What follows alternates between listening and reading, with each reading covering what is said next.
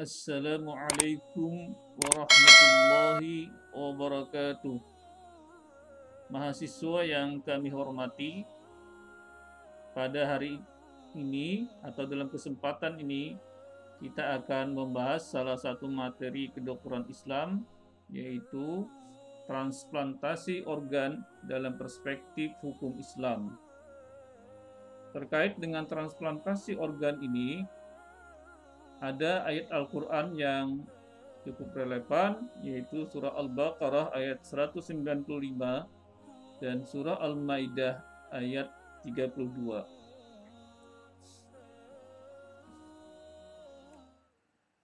A'udzu billahi minasy syaithanir rajim.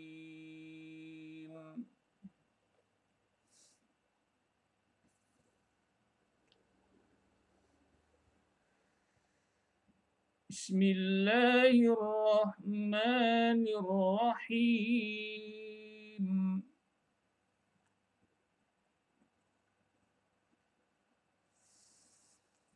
وأنفقوا في سبيل الله ولا تلقوا بأيديكم إلى التهلكة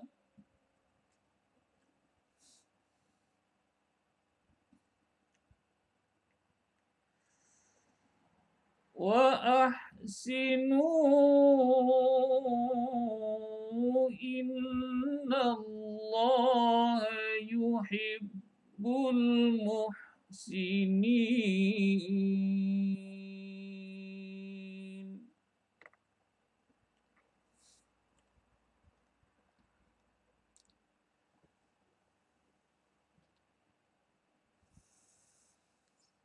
من أجل ذلك كتبنا على بني إسرائيل أنه من قتل نفسا بغير نفس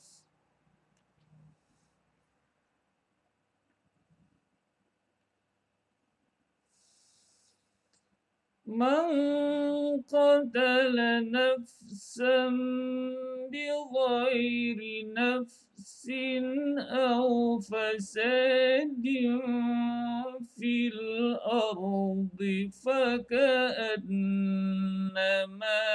قتل الناس جميعا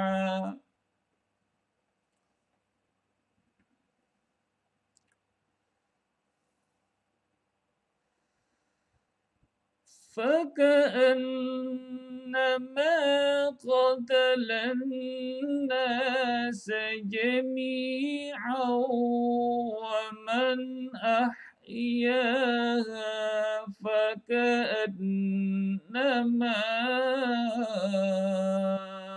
أحيا الناس جميعا.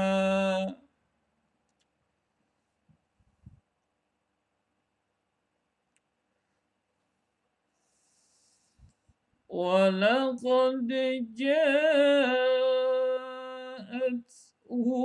رسلنا بالبينات ثم إن كثيرا منهم بعد ذلك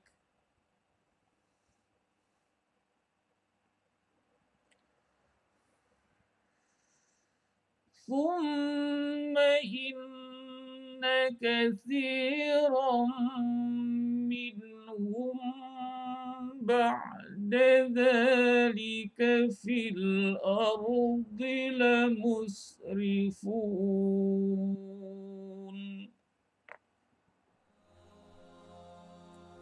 Artinya, dan belanjakanlah hartamu di jalan Allah, dan janganlah kamu menjatuhkan dirimu ke dalam kebinasaan, dan berbuat baiklah.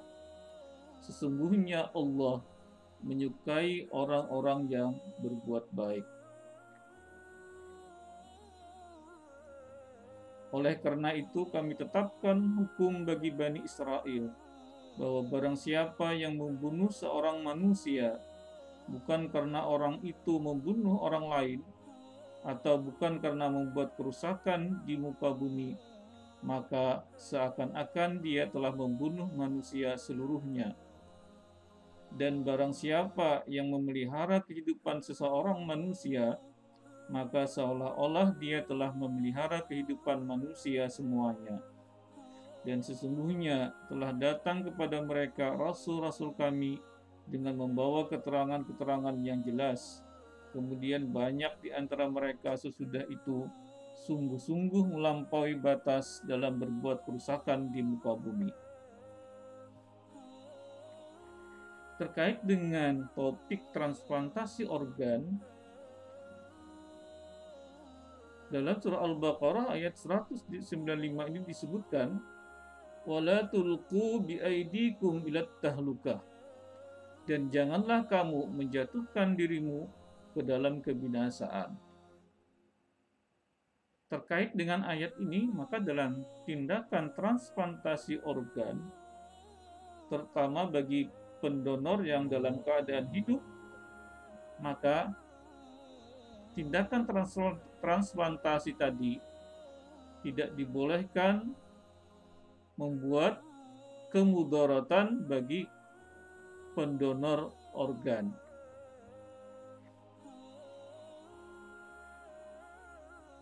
Menurut surah Al-Maidah ayat 32 ini, jika dikaitkan dengan transplantasi organ, maka transplantasi organ merupakan satu tindakan yang mulia.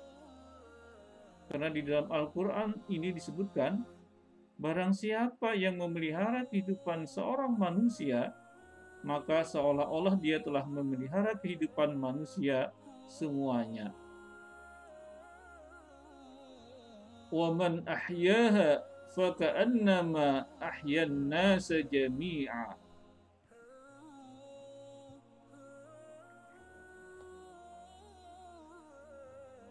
Transplantasi organ ini merupakan suatu tindakan yang memiliki beberapa permasalahan. Yang pertama, transplantasi organ dapat menimbulkan reaksi imunologis, reaksi kekebalan tubuh. Ini lebih khusus atau lebih tepat dikaitkan dengan salah satu jenis transplantasi yang disebut dengan allograft, yaitu transplantasi yang berasal dari spesies yang sama, dari satu individu kepada individu yang lain. Sehingga karena genetiknya berbeda, maka bisa menimbulkan reaksi imunologis. Kemudian permasalahan transplantasi yang kedua adalah keterbatasan suplai organ donor. Permasalahan yang ketiga adalah keterbatasan daya tahan hidup organ. Jadi masing-masing organ di dalam tubuh manusia itu memiliki daya tahan hidup yang berbeda-beda. Ada yang cepat daya tahan hidupnya, ada yang bisa bertahan lama. Kemudian juga masalah yang lain adalah bisa menimbulkan masalah etika, moral, dan agama. Masalah sekarang adalah apakah hukum Islam membolehkan transplantasi organ manusia? Ini yang akan kita bahas pada slide berikutnya. Transplantasi ada beberapa golongan atau ada beberapa tipe. Berdasarkan sifat pemindahan organ atau jaringan tubuh, ada 3 tipe transplantasi, yaitu autograft, allograft, dan xenograft. Graft artinya pencangkokan, auto artinya berasal dari tubuh sendiri. Maksudnya adalah organ yang ditransplantasikan berasal dari bagian tubuh sendiri. Jadi di sini terjadi pemindahan organ dari satu bagian tubuh ke bagian tubuh yang lain pada individu yang sama. Sedangkan allograft ini adalah transplantasi atau pencangkokan berasal dari individu yang lain. Organnya berasal dari individu yang lain atau dari spesies yang sama. Misalnya antara individu yang satu dengan individu yang lain. Kemudian tipe yang ketiga adalah xenograft. Ini organ yang ditransplantasikan berasal dari spesies yang tidak sama. Misalnya antara manusia dan hewan. Kemudian kalau berdasarkan tipe organnya atau tipe jaringannya, maka transplantasi organ bisa dibagi menjadi beberapa macam, yaitu transplantasi kulit, transplantasi ginjal, transplantasi kornea mata, transplantasi katup jantung, transplantasi mesencephalon. Mesencephalon ini adalah merupakan bagian dari batang otak. Ini bisa dilakukan untuk penderita penyakit Parkinson. Kemudian transplantasi kelenjar suprarenal, transplantasi dari organ janin atau fetus ke janin yang lain, transplantasi sumsum tulang merah, bahkan bisa transplantasi anggota badan, misalnya transplantasi tangan atau transplantasi kaki, transplantasi tulang dan tulang rawan, transplantasi tendon dan otot, transplantasi pembuluh darah, transplantasi paru, transplantasi hati, transplantasi pankreas, dan yang lebih baru lagi adalah transplantasi stem cell hematopoietik dan transplantasi dari organ-organ yang lain, misalnya testis atau ovarium, dan lain-lain. Transplantasi organ ini pada masa sekarang sudah menjadi praktik rutin di dalam dunia kedokteran. Pada transplantasi yang sifatnya autograft, yang berasal dari diri sendiri, biasanya transplantasi yang dilakukan biasanya akan berhasil karena di sini tidak terjadi reaksi penolakan terhadap organ yang ditransplantasikan karena secara genetik sama. Sedangkan transplantasi yang allogenik atau allograft, transplantasi yang berasal dari individu yang lain, apakah yang ditransplantasikan berupa sel, jaringan, atau ke organ, hasilnya sangat bergantung pada derajat kecocokan atau matching antigen yang terdapat pada jaringan atau organ yang didonorkan dari dua individu.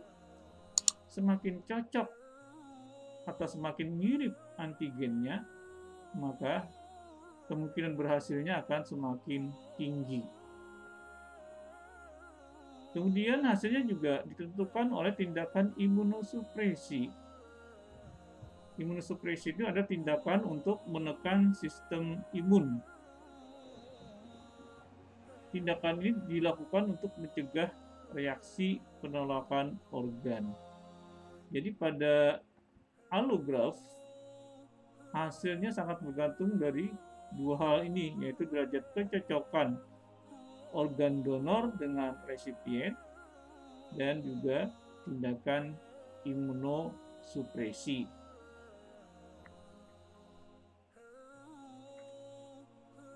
Pada tubuh manusia secara genetik, ini ada suatu sel, secara genetik ada yang disebut dengan MHC, Major Histocompatibility Complex, atau sering disebut juga dengan nama HLA.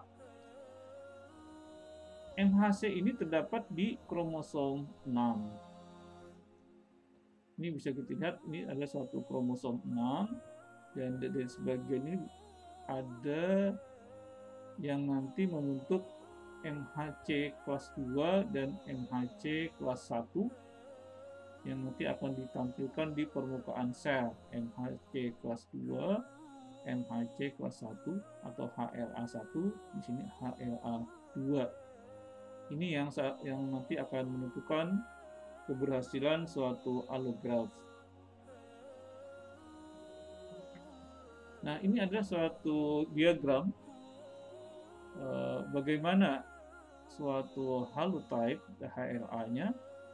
Kita lihat pada keturunan, satu keturunan saudara kandung. Ini misalnya dari ayah, ini misalnya dari ibu. Begitu nanti kromosomnya disilangkan, maka nanti hasilnya adalah kemungkinannya seperti ini. Anak pertama, anak kedua, anak ketiga, anak keempat, anak kelima, dan seterusnya. Nah, kita bisa melihat di sini, misalnya, anak nomor 1 dengan anak nomor 5, secara genetik, susunan dari kromosom haplotype HLA-nya di sini adalah mirip. Nah, dalam tindakan transplantasi yang allograft, maka diusahakan ada matching antara HLA dari pendonor dengan HLA dari resipien. Misalnya antara saudara kembar nomor 1 dengan nomor 5 ini, maka HLA-nya secara genetik memiliki matching yang tinggi, kecocokan yang tinggi karena sangat mirip. Berbeda kalau misalnya antara 1 dan 2 ini genetiknya berbeda. Ini angka keberhasilannya akan lebih rendah dibandingkan antara 1 dengan 5 dibandingkan 1 dengan 2.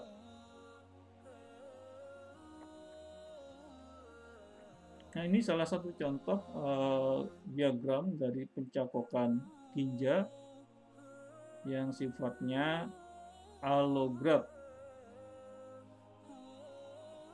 Nah, pada allograft ini bisa terjadi reaksi penolakan.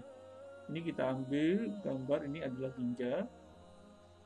Nah, pada ginjal ini nanti di dalam jaringannya ada suatu sel yang disebut dengan sel dendritik donor. Jadi ini ginjal pendonor yang kalau ini ditransplantasikan ke resipien, maka sel dendritik donor ini nanti melalui aliran darah akan sampai ke lien.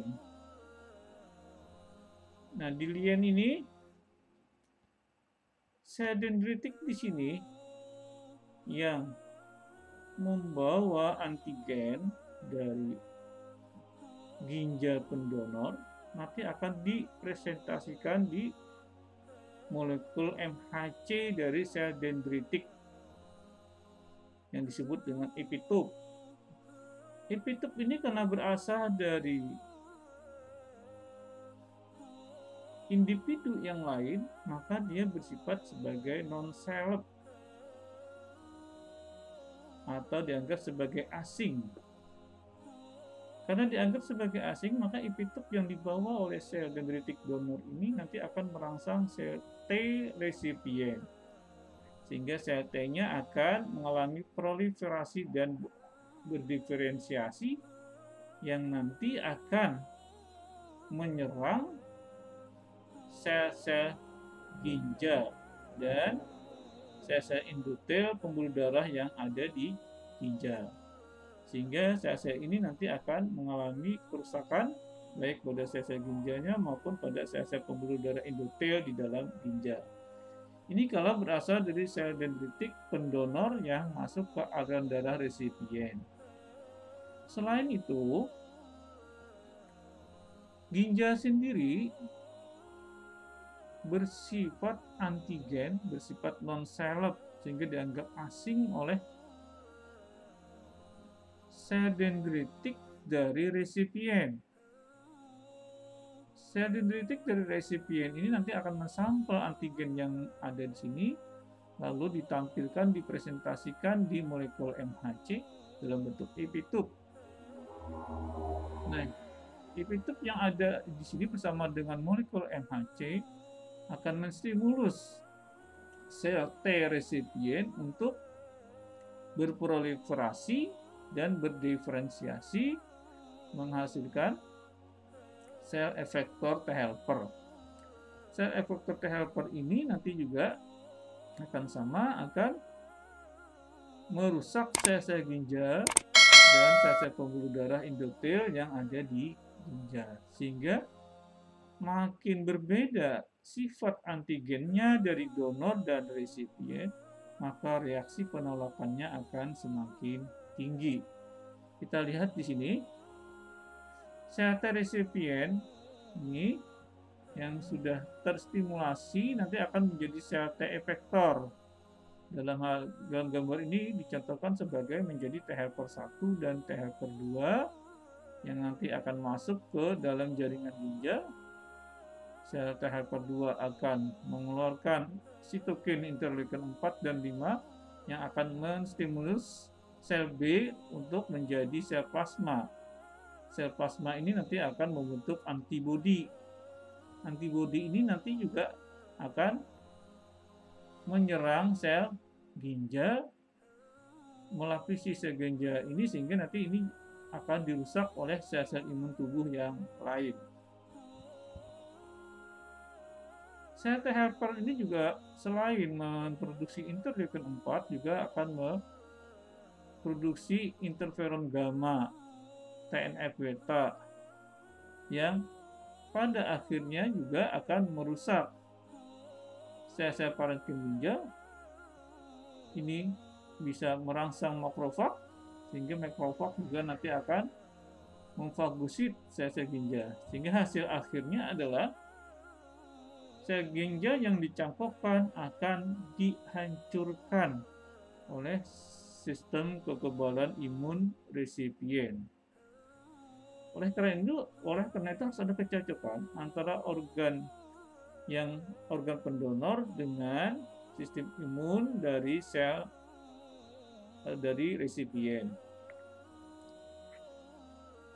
Bagaimanakah usaha menekan reaksi penolakan ini? Caranya adalah dengan penggolongan jaringan atau tissue typing. Jadi makin dekat genetik antara donor dan resipien, maka reaksi penolakan akan semakin kecil. Sehingga biasanya yang dicari adalah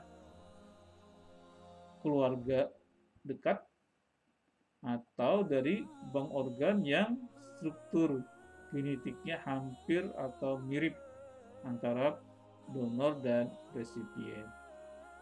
Cara lain adalah dengan melakukan imunosupresi. Imunosupresi ini misalnya merusak dan membuang limfosit resipien. Bagaimana caranya? Dengan membuang limfa dan timus, dengan membuka saluran limfa yang disebut dengan ductus thoraxicus, atau dengan penyinaran sehingga limfosit resipiennya akan rusak.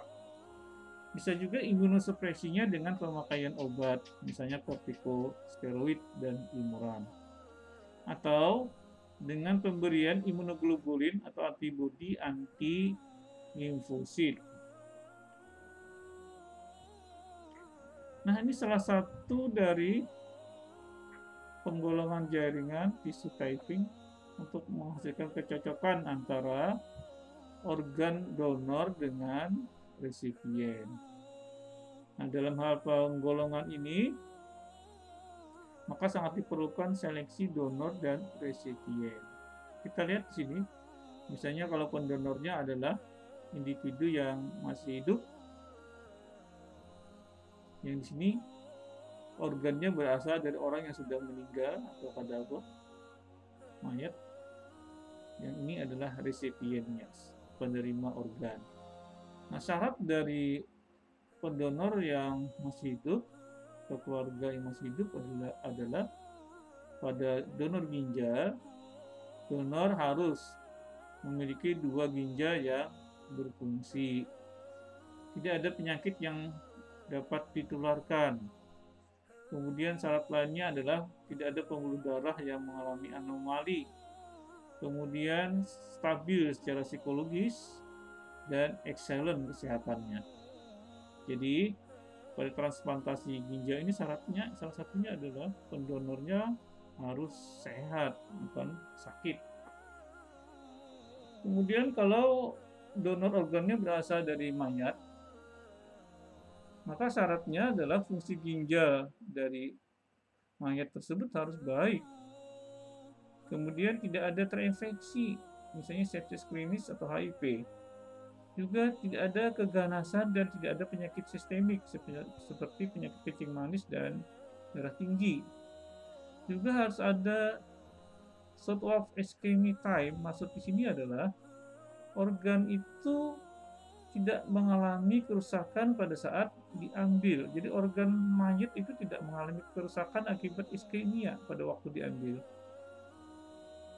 Sehingga pengambilan dari organ itu tidak boleh terlalu lama setelah seseorang meninggal dunia, harus secepatnya diambil organnya supaya nanti tidak terjadi kerusakan organ akibat iskemia.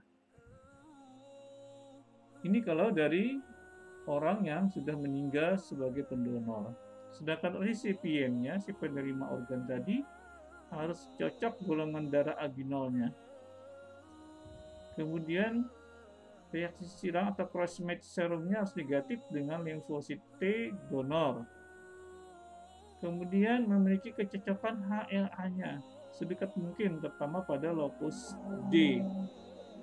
Jadi ini adalah salah satu bentuk dari seleksi donor dan resipien untuk transplantasi ginjal. Ini salah satu contoh dari beberapa obat yang digunakan untuk anti rejeksi, untuk anti penolakan pada transplantasi ginjal dengan cara imunosupresi, menekan sistem kekebalan tubuh resipien. Ada banyak contoh obatnya, bisa dilihat di sini. Kemudian kita langsung masuk ke materi inti dari perkuliahan ini, yaitu transplantasi organ dalam perspektif hukum Islam. Para ulama mengalami perbedaan pendapat dalam hal transplantasi organ. Sebagian kecil ulama berpendapat hukum transplantasi organ adalah haram. Ini biasanya atau banyak berasal dari ulama yang konservatif atau ulama klasik. Kemudian sebagian besar ulama berpendapat hukum transplantasi organ adalah mubah atau boleh. Ini biasanya berasal dari ulama yang modern. Perbedaan pendapat ini salah satu faktor penyebabnya adalah karena ada miskomunikasi atau mispersepsi. Nanti akan kita lihat pada slide berikutnya. Oleh karena itu, dalam hal menentukan hukum transplantasi organ, perlu pendekatan yang bersifat multidisipliner. Jadi banyak disiplin, terutama dari berbagai disiplin ilmu agama Islam dan berbagai disiplin ilmu kedokteran. Disiplin yang lain yang bisa digunakan misalnya adalah disiplin ilmu hukum, bioetika, dan lain-lain. Jadi perlu pendekatan yang sifatnya multidisipliner. Karena kalau penentuan hukumnya hanya berdasarkan pada monodisipliner, biasanya hasilnya tidak maksimal. Ini salah satu dalil yang sering digunakan dalam menentukan hukum transplantasi organ oleh ulama. Suatu hadis yang diriwayatkan oleh Abu Daud, kasru azmil mayiti kakasrihi hayyan. Dalam teks yang lain, kasru azmil hayyiti kakasri azmil hayyi, yang artinya kurang lebih demikian, mematahkan tulang mayat sama dengan mematahkan tulangnya pada saat hidup. Sehingga ulama yang berpegang pada hadis ini mengharamkan transplantasi organ yang berasal dari mayat. Karena mengambil organ mayat sama saja dengan mengambil organ yang bersangkutan pada saat masih hidup. Kemudian yang sering digunakan juga adalah dalil la darara wala dirar. Janganlah menimbulkan mudarat pada diri sendiri dan jangan menimbulkan mudarat pada orang lain. Ada yang menerjemahkan kaidah fikih ini adalah kemudaratan tidak boleh dihilangkan dengan menimbulkan kemudaratan yang lain.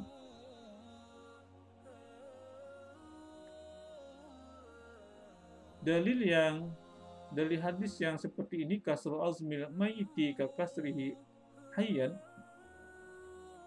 bisa kita komentari adalah dalil ini tidak serta-merta bisa diterapkan untuk penentuan hukum transplantasi organ. Karena kalau melihat dari sebab-sebab turunnya hadis atau yang sering disebut dengan asbabul wurud, sababul wurud, konteks hadis ini tidak bisa secara otomatis diterapkan untuk penentuan hukum transplantasi organ.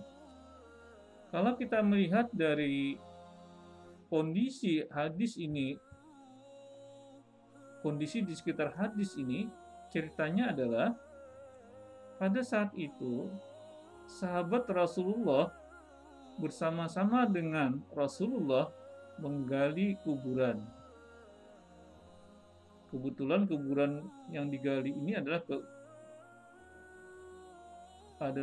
kuburan non-muslim. Pada saat menggali kuburan tadi, kemudian sahabat tadi menemukan tulang mayat. Maka kemudian sahabat tadi bermaksud ingin mematahkan tulang yang ditemukan tadi. Maka kemudian Rasul menegur sahabat yang bersangkutan tadi dengan hadis ini, kasru azmil mayiti kakasrihi hayyan, atau kakasri azmil hayyi. Mematahkan tulang jenazah sama dengan mematahkan tulangnya pada saat masih hidup. Artinya, jenazah itu tidak boleh diperlakukan sekehendak hati. Misalnya di sini menimbulkan mudarat kepada jenazah dengan mematahkan tulangnya. Nah, kalau kita lihat dari sababul wurud hadis ini, Nabi menegur sahabat tadi untuk tidak boleh mematahkan tulang mayat. Kenapa tidak boleh? Karena tujuan sahabat mematahkan tulang mayat tadi memang tujuannya adalah untuk merusak kehormatan mayat. Niatnya adalah memang betul-betul ingin mematahkan tulang mayat tadi.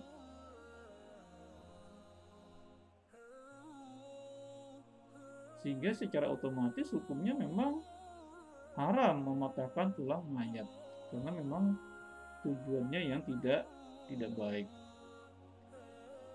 hadis ini tidak bisa langsung dianalogikan dengan hukum transplantasi organ. Dalam transplantasi organ yang dilakukan atau organ donornya berasal dari mayat, tindakan dokter mengambil organ dari mayat tersebut pada saat pembedahan bukan bertujuan untuk merusak kehormatan mayat, tetapi adalah bertujuan untuk kemanusiaan, untuk memanfaatkan organnya untuk kepentingan orang hidup yang dalam keadaan sakit, yang sangat membutuhkan. Oleh karena itu, konteks dari hadis ini tidak bisa diterapkan untuk kasus transplantasi organ, karena memiliki maksud dan tujuan yang jelas berbeda. Ini salah satu pendapat yang kita kutip dari Prof. Zuhdi Masfuk yang dikarang bukunya pada tahun 1994. Menurut penulis ini, menurut Prof. Zuhdi, bahwa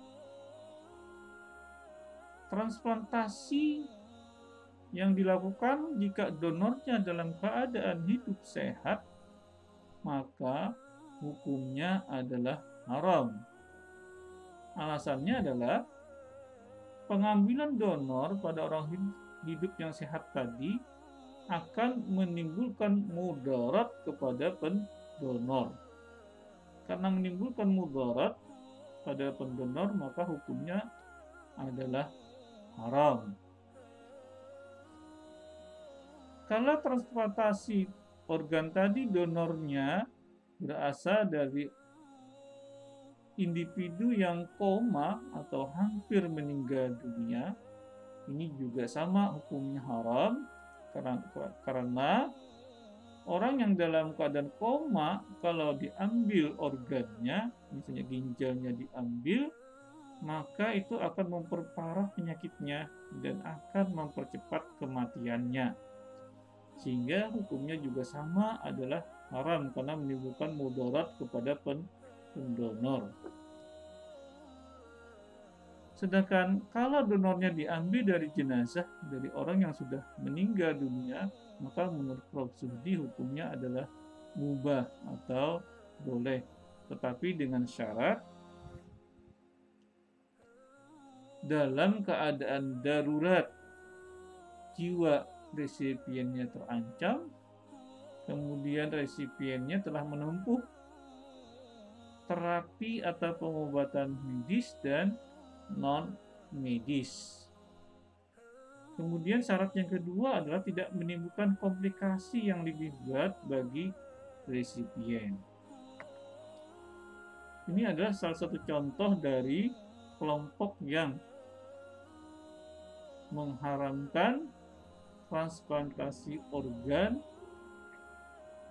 dengan rincian haram kalau donornya dalam keadaan hidup sehat, haram kalau donornya dalam keadaan koma atau hampir meninggal dunia, dan boleh untuk donor yang telah meninggal dunia.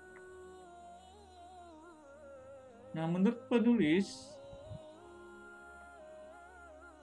pendapat ini muncul karena ada miskomunikasi antara dunia orang-orang kedokteran dengan orang-orang non-kedokteran. Kenapa? Karena menurut pendapat di sini, setiap donor yang dalam keadaan sehat, kalau diambil organnya, maka itu akan menimbulkan mudarat kepada si pendonor. Padahal dalam dunia kedokteran, tidak semua transplantasi organ itu akan menimbulkan kemudaratan pada pendonor yang dalam keadaan hidup sehat. Kita ambil contoh transplantasi ginjal. Dalam dunia kedokteran sudah terbukti bahwa individu yang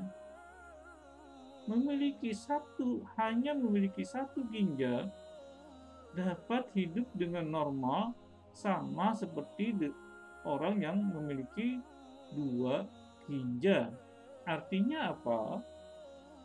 Kalau orang dalam keadaan sehat tadi menyumbangkan 1 ginjal untuk orang lain, maka dia masih tetap bisa hidup dalam keadaan sehat dan normal. Artinya tidak menimbulkan mudarat kepada pendonor untuk transplantasi ginjal. Tetapi kalau yang didonorkan adalah organ vital yang berjumlah hanya 1, misalnya jantung, maka benar kalau pendonor yang hidup sehat tadi kalau mendonorkan jantungnya kepada orang lain, maka itu akan membahayakan kepada nyawanya, sehingga menurut kita pribadi hukumnya sesuai adalah haram. Contoh yang lain, transplantasi kulit. Orang yang hidup sehat kalau mentransplantasikan sebagian kulitnya kepada orang lain, ini tidak akan menimbulkan mudarat kepada si pendonor. Jadi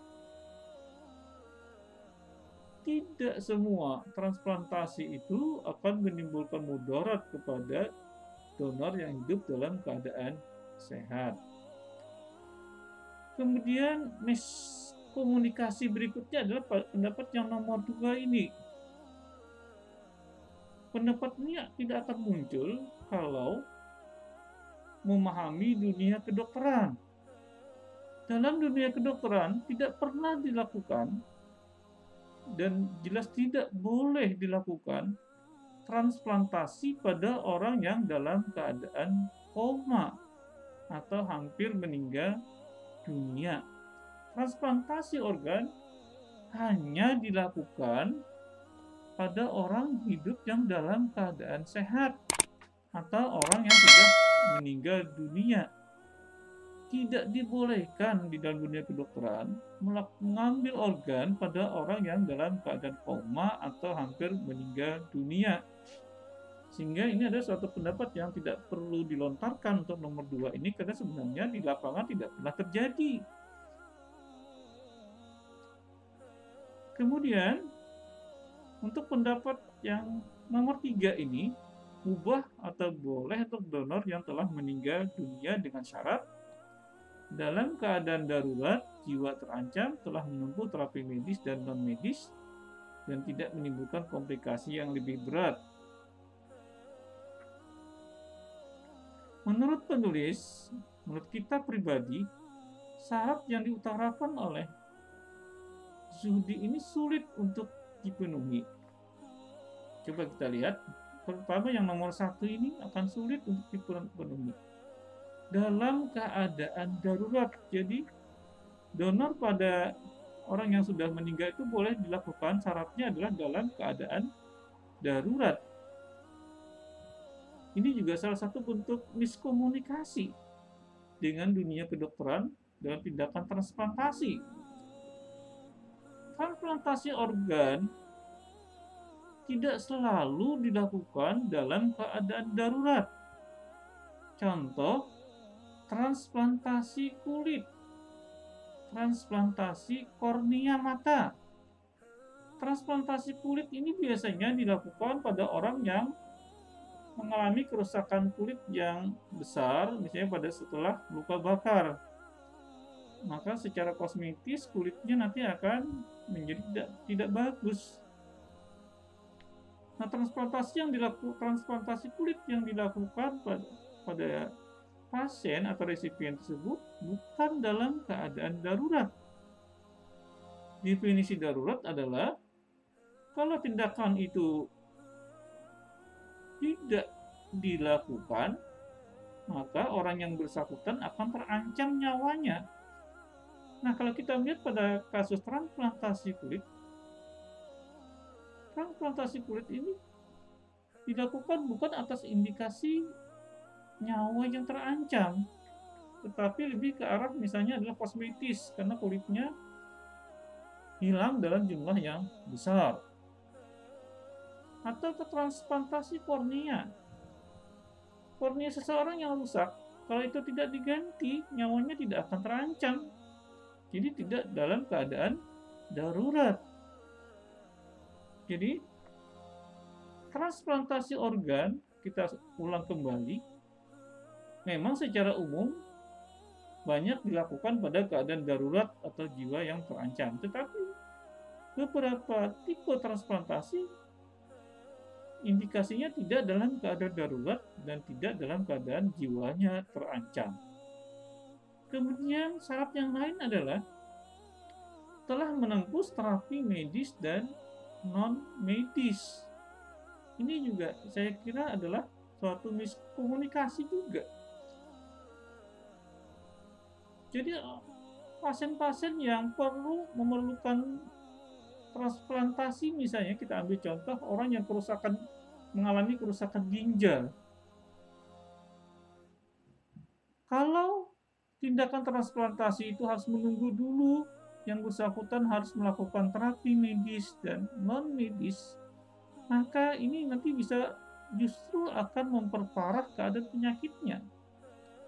Misalnya kalau menunggu beberapa lama, beberapa tahun untuk melakukan terapi medis dan non-medis dulu, baru kemudian melakukan transplantasi organ, maka keadaan penyakitnya akan bertambah parah. Nah, kalau pasien yang bersangkutan sudah dalam keadaan parah, dalam keadaan kritis, maka tindakan pencakupan organ menjadi suatu kontraindikasi. Sudah tidak bisa lagi dilakukan tindakan transplantasi, karena justru tindakan bedahnya akan mempercepat kematiannya karena keterlambatan melakukan tindakan transplantasi akibat harus menunggu dulu dilakukan terapi medis dan non-medis. Apalagi ini terapi yang non-medis. Orang dalam keadaan transplantasi ginjal dianjurkan berobat ke non-medis. Ini akan sangat berbahaya karena orang dalam keadaan gagal ginjal itu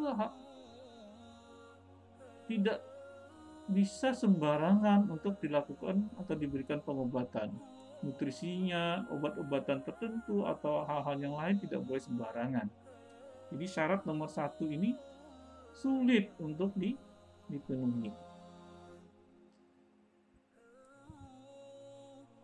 Nah, kalau menurut kita pribadi, jika donornya merupakan donor yang hidup sehat, maka hukum transplantasi itu bergantung pada kasus per kasus, bergantung pada situasi dan kondisinya.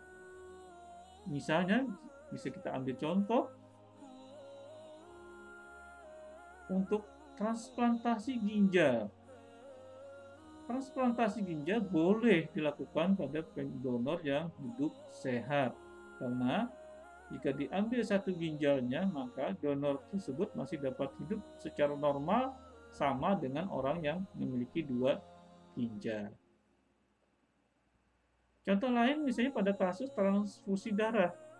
Transfusi darah ini sebenarnya adalah sama saja dengan transplantasi organ, karena darah sebenarnya juga merupakan suatu organ. Transfusi darah yang dilakukan pada orang yang pendonornya adalah orang hidup sehat, ini tidak akan menimbulkan mudarat, tidak akan membahayakan si pendonor.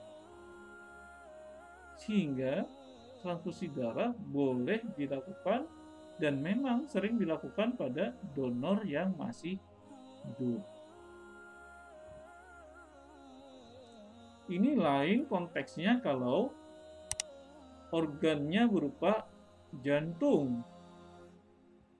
Kalau yang didonorkan adalah jantung, maka ini justru akan membahayakan nyawa pendonor kalau dia menyumbangkan jantung, karena jantungnya hanya satu buah.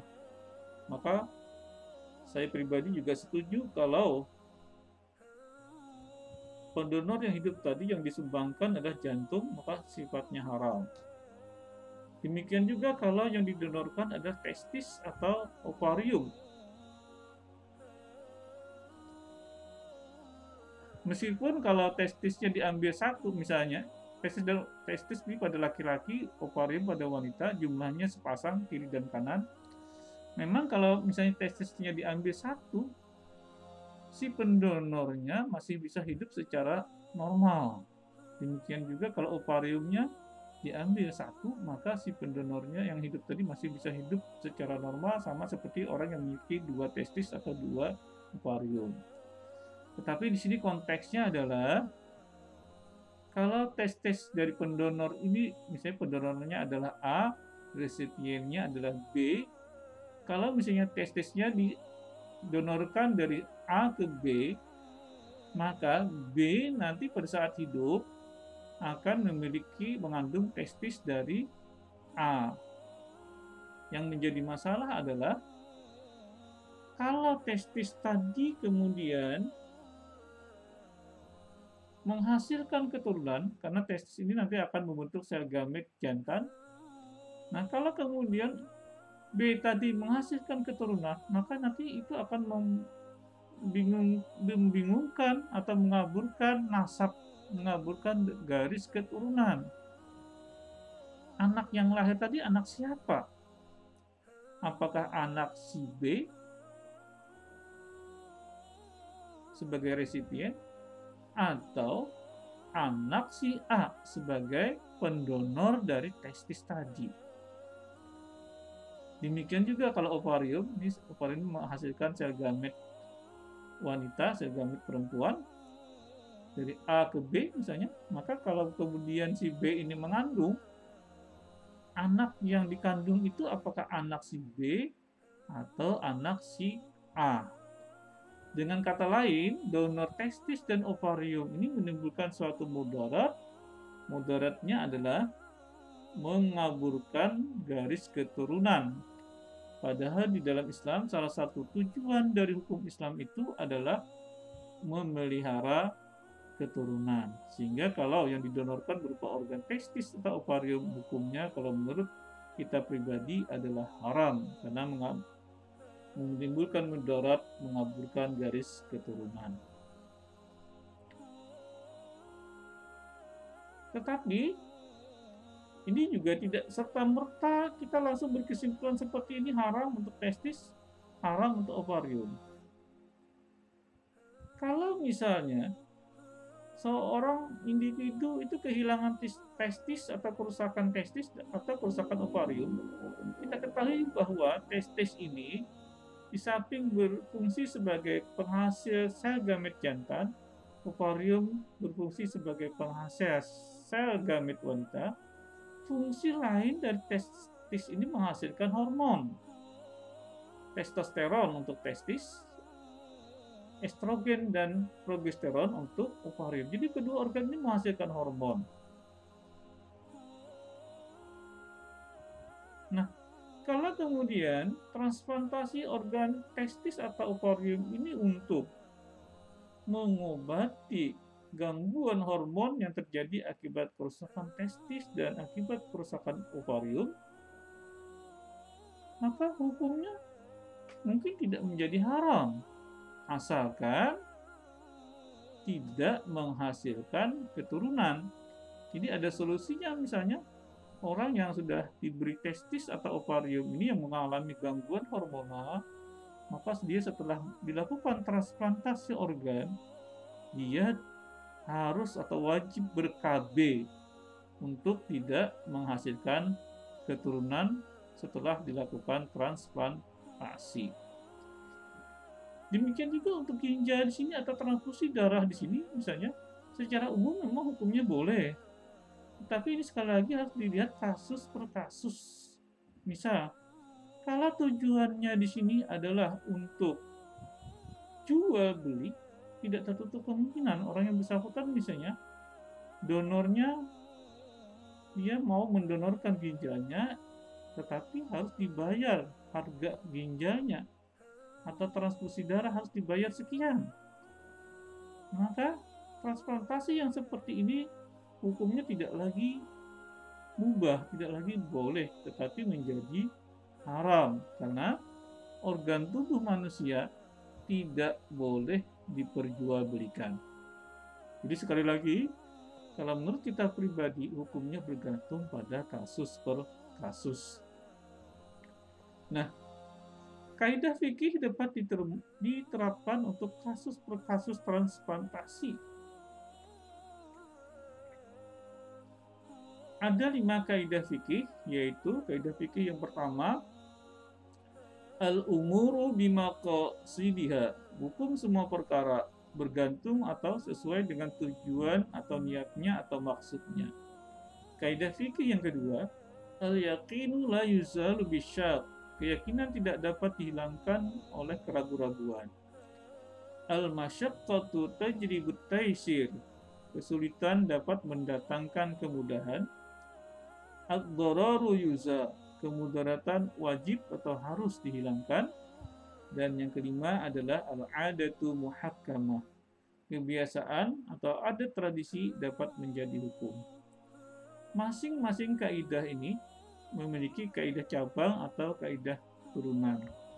Di sini yang kita sampaikan adalah yang terkait dengan hukum transplantasi ini, misalnya kaidah fikih 1, al-umuru bimaqasidiha, hukum semua perkara bergantung pada niatnya. Kaidah ini merupakan satu kaidah yang merupakan ungkapan universal yang menyeluruh yang dapat mengakomodir seluruh persoalan. Kaidah fikih 2, 3, 4, dan 5 semuanya dijiwai oleh kaidah fikih 1 ini. Disinilah kemudian pentingnya ya, kepentingan berlaku ikhlas dalam bertujuan dan berkehendak. Jadi setiap kita melakukan sesuatu harus ada sifat ikhlas tanpa pamrih. Jadi ikhlas ini adalah semata-mata lillah, semata-mata karena Allah. Segala perbuatan yang diniatkan karena Allah, maka status hukumnya dapat menjadi ibadah. Jadi kalau menurut kaidah fikih ini, kalau transplantasi organ diniatkan karena Allah, lillah, diniatkan karena ingin menolong manusia yang lain karena Allah, maka hukumnya bisa menjadi ibadah yang mendatangkan pahala. Tetapi kalau niatnya adalah untuk jual beli,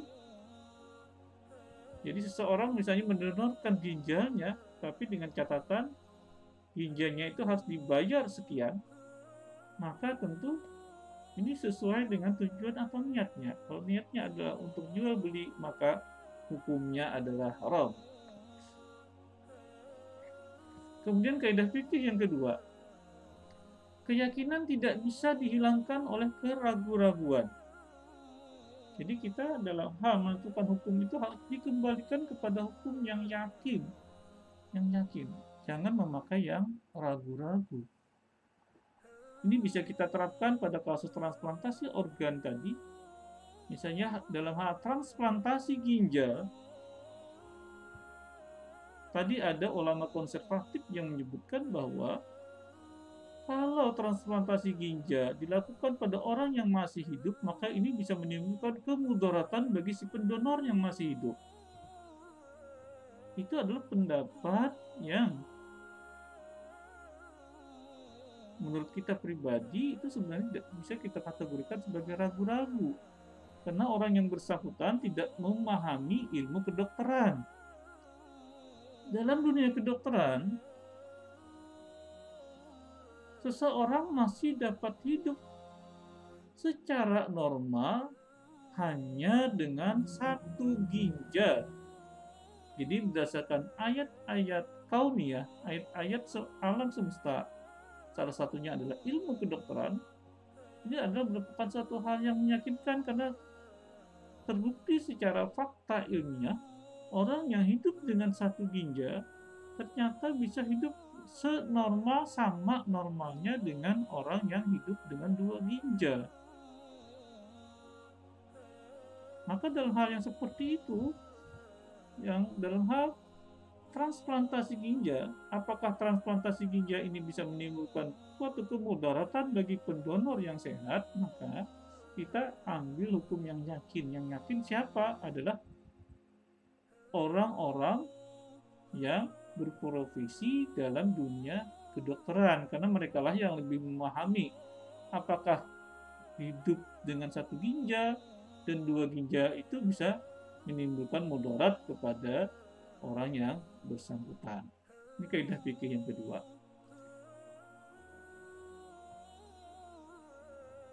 Cabang dari kaidah ini adalah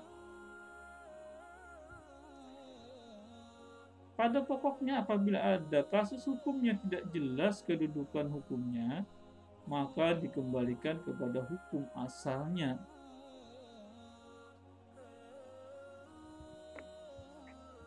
Pada pokoknya segala sesuatu itu hukumnya mubah atau boleh. Hukum asal dari segala sesuatu adalah boleh sampai ada dalil yang mengharamkan. Jadi kalau belum ditemukan ada dalil yang mengharamkan, maka hukumnya dikembalikan kepada hukum asal, yaitu mubah. Kemudian kaidah fikih yang ketiga, kesulitan bisa mendatangkan kemudahan.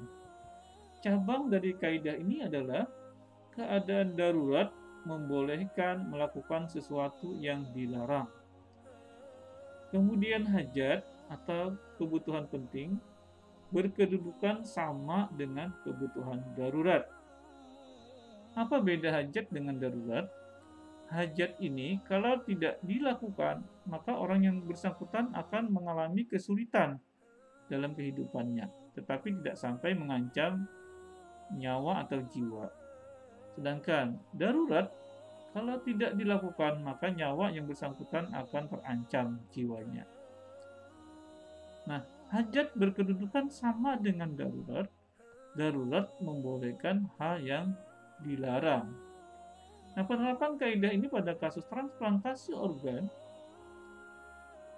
orang yang sedang sakit, misalnya sakit ginjal, mengalami kerusakan pada ginjal, sehingga perlu diganti ginjalnya dengan transplantasi organ, maka dalam dunia kedokteran, transplantasi ginjal tadi merupakan hajat. Bahkan sudah masuk dalam kategori darurat, karena kalau tidak dilakukan nyawanya akan terancam. Hajat berkedudukan sama dengan darurat, darurat membolehkan hal yang dilarang. Karena pasien yang mengalami kerusakan ginjal tadi memerlukan ginjal, maka ini tergolong sebagai hajat, bahkan tergolong sebagai darurat. Keadaan darurat membolehkan hal yang dilarang. Kita ambil contoh, kalau pendonornya berasal dari kadaver, maka berasal dari mayat. Kalau pendonornya ginjalnya diambil dari ginjal mayat, maka karena itu merupakan suatu keadaan darurat, maka dibolehkan untuk melakukan sesuatu yang dilarang. Sesuatu yang dilarang tadi misalnya apa?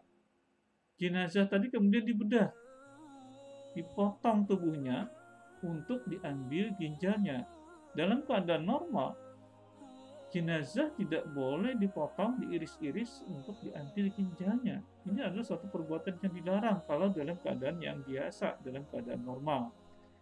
Tapi karena di situ ada hajat untuk pengobatan, mengambil ginjalnya untuk mengobati pasien, maka hajat berkedudukan sama dengan darurat. Darurat membolehkan sesuatu yang dilarang. Jadi dibolehkan untuk membedah jenazah karena ada kepentingan pengobatan.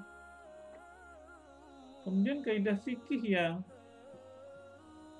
keempat, sebelum keempat kita kembali ke kaidah fikih yang ketiga. Pada contoh kasus transplantasi kulit. Jadi seseorang misalnya mengalami luka bakar di daerah wajah, kemudian diambil kulitnya dari jenazah.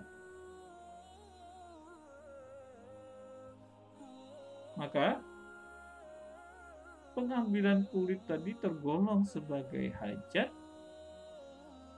Hajat berkedudukan sama dengan darurat. Darurat membolehkan sesuatu yang dilarang. Yang dilarang tadi adalah mengambil atau membedah kulit jenazah. untuk mengobati pasien luka bakar yang mengalami kerusakan kulit yang cukup luas.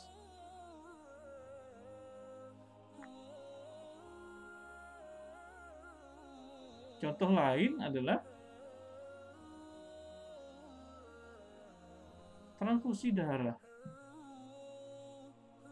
Transfusi darah merupakan suatu keadaan gawat darurat untuk menyelamatkan nyawa hidupnya.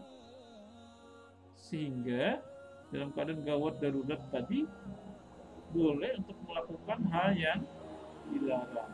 Misalnya memasukkan darah pendonor kepada resipien. Kemudian kaidah fikih yang keempat, kemudaratan wajib atau harus dihilangkan. Suatu kemudaratan tidak boleh dihilangkan dengan menimbulkan kemudaratan lain yang seimbang. Suatu kemudaratan yang lebih besar dihilangkan dengan kemudaratan yang lebih kecil. Ini bisa diterapkan pada kasus transplantasi organ. Misalnya tadi kita ambil contoh pada pasien yang mengalami kerusakan ginjal.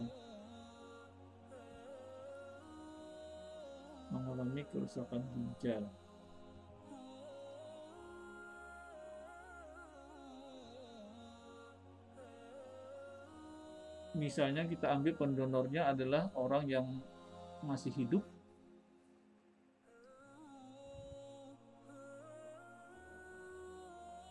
membedah atau mengambil satu ginjal orang yang masih hidup adalah suatu kemudaratan.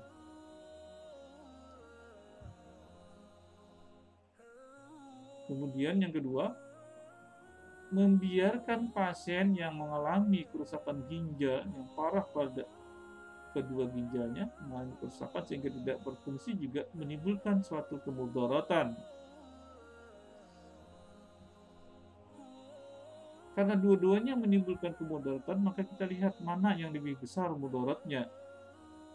Apakah membiarkan pasien yang mengalami kerusakan ginjal, ataukah harus mengambil ginjal pendonor yang masih sehat atau ginjal pada jenazah. Mengambil ginjal pada pendonor yang masih sehat, salah satu ginjal pada donor yang masih sehat, atau mengambil ginjal bisa satu atau dua pada jenazah, itu merupakan kemudaratan, tetapi kemudaratannya lebih kecil dibandingkan kemudaratan membiarkan pasien yang mengalami gagal ginjal tanpa pengobatan. Ini juga merupakan kemudaratan yang jauh lebih besar kemudaratannya dibandingkan dengan membedah jenazah atau membedah orang yang masih hidup untuk diambil satu ginjalnya. Ini penerapan ada doror yang lebih besar dihilangkan dengan doror yang lebih kecil. Artinya apa? Yang diambil adalah tindakan yang menimbulkan mudarat yang lebih kecil untuk mencegah doror yang lebih besar tidak terjadi. Jadi dengan mengambil atau membedah orang yang masih hidup, diambil satu ginjalnya atau membedah jenazah, itu dilakukan untuk mencegah kemudaratan yang lebih besar, untuk mencegah agar pasien yang mengalami gangguan ginjal ini tidak meninggal dunia. Cabang yang lain adalah menghilangkan kerusakan lebih utama daripada menarik kemaslahatan. Kemudian kaidah yang ini saya kira sama ini. Sesuatu yang dibolehkan karena darurat maka disesuaikan dengan kadar darurat tersebut. Suatu bahaya harus ditolak sesuai dengan kemampuan. Suatu kemudaratan jangan membahayakan diri sendiri dan jangan membahayakan orang lain. Kemudian kaidah fikih yang kelima, al-adatu muhakkamah, kebiasaan atau tradisi yang baik dapat menjadi hukum. Jadi ini tampaknya tidak atau kurang relevan diterapkan pada transplantasi organ. Jadi kesimpulannya adalah hukum transplantasi bergantung pada kasus per kasus. Hukum transplantasi pada donor jenazah adalah boleh. Hukum transplantasi pada donor hidup haram jika menimbulkan kemudaratan bagi pendonor, boleh jika tidak menimbulkan kemudaratan bagi pendonor. Demikian yang bisa kami sampaikan. Adik-adik mahasiswa bisa membaca lebih lanjut dari kepustakaan yang kita cantumkan di sini. Kaidah fikihnya bisa diambil dari Abbas 2004 Qawaid Fiqhiyah. Kemudian juga bisa dari Dolong dan kawan-kawan.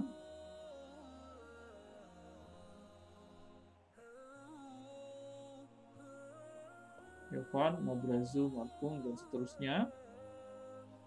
Biu dan Saifullah, Thomas dan seterusnya. Usman dan seterusnya.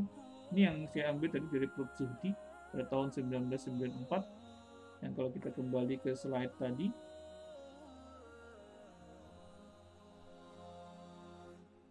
ini belakangan beliau kemudian membuat tulisan baru, update dari tulisan baru kalau tidak salah pada tahun 1997, setelah memahami miskomunikasi yang terjadi. Akhirnya beliau mengubah pendapatnya. Jadi kalau pada tahun 1994 haram seluruhnya untuk pendonor dalam keadaan hidup sehat. Setelah mendapat tambahan dari ilmu kedokteran, beliau kemudian mengubah pendapatnya, tidak haram seluruhnya pada donor dalam keadaan sehat, tetapi misalnya pada ginjal sudah dibolehkan karena ternyata pada ginjal tidak menimbulkan mudarat bagi pendonor.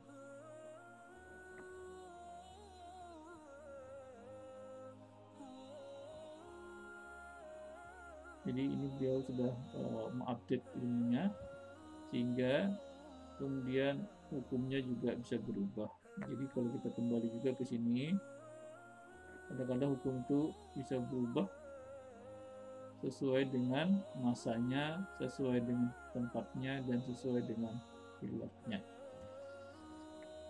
Saya kira itu yang bisa kami sampaikan. Mudah-mudahan ada manfaatnya. Kalau ada kata-kata yang salah, mohon maaf. Assalamualaikum warahmatullahi wabarakatuh.